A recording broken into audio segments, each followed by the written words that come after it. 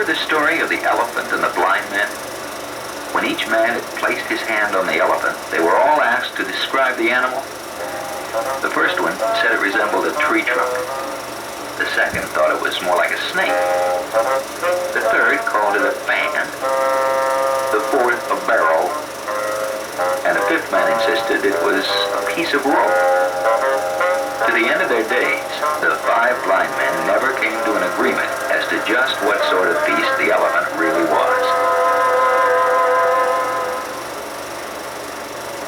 A company's human resource program, like the elephant, consists of many different, complex parts. And the only way to manage all the parts efficiently is to take a good look at the entire picture and consider all the parts as forming one integrated operation. Typically, the management of a human resource program today involves a broad spectrum of complex personnel and financial functions. But unless there is an established corporate philosophy to coordinate policy, each element will develop in its own way, sometimes with surprising results.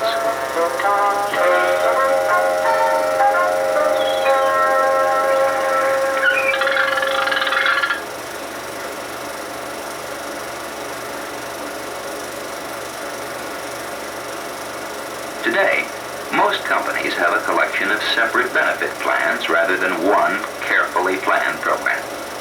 This is often the result of growth on a piecemeal basis over the years. Because of this, there may be serious gaps in coverage or expensive duplication. Also, there is often a lack of appreciation of the benefits by the employee because he doesn't understand the plan descriptions published in technically worded booklets, or because the value of the benefits has not been made known to him. When these things happen, the tremendous cost of providing a benefit program, now at about 33 cents over every dollar of payroll, remains nothing more than an expense in the corporate books. A well-planned benefit program, therefore, should have 3 major objectives. 1, to properly design and economically fund a balanced program that is responsive to individual needs and is easy to administer.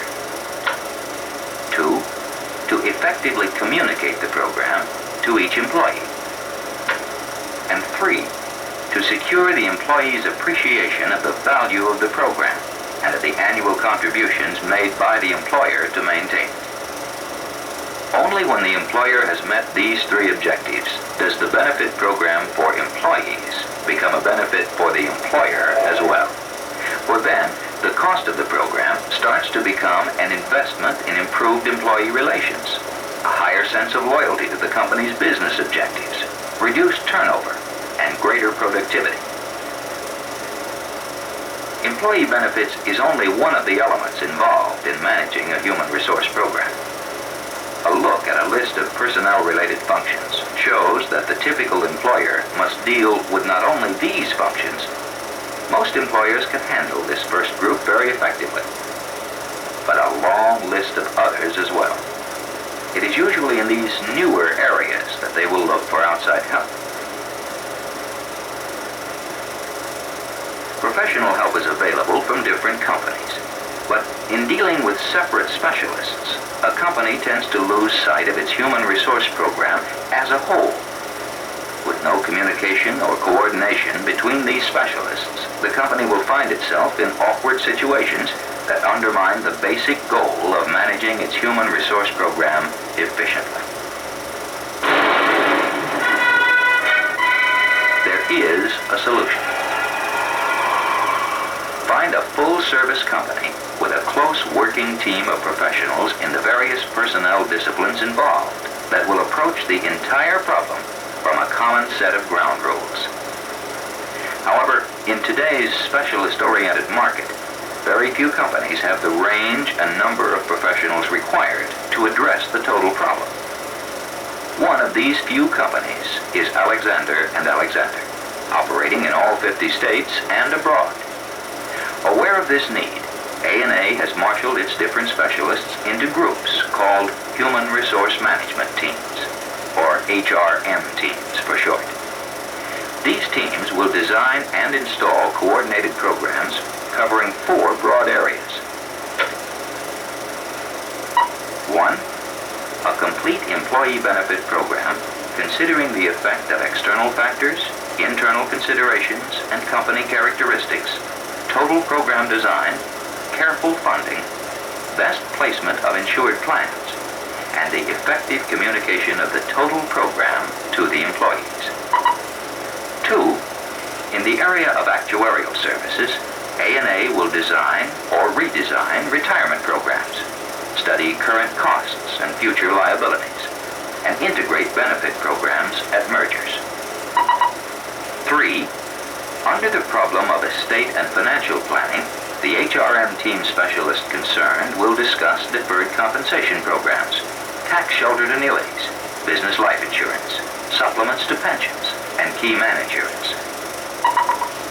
And 4. In the area of employee information systems, we will be looking at your corporate needs concerning individual employee record keeping, skills inventory systems, employee benefit records, and government-required record-keeping systems.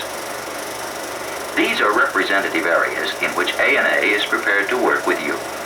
Your particular needs will determine the work we will perform. All of these different functions demand considerable expertise in their analysis, design, and coordination. But don't forget the elephant and the blind man.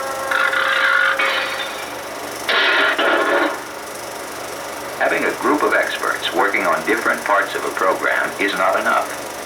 The pressures brought to bear on your human resource program by unions, the federal government, local or state governments, your competition, and your own corporate objectives make it necessary to bring all the different parts together.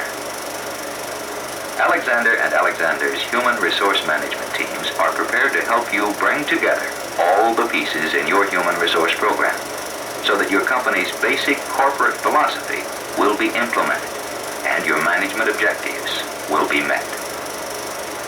HRM, a service of Alexander and Alexander, for those companies that recognize the value of their employees as human resources.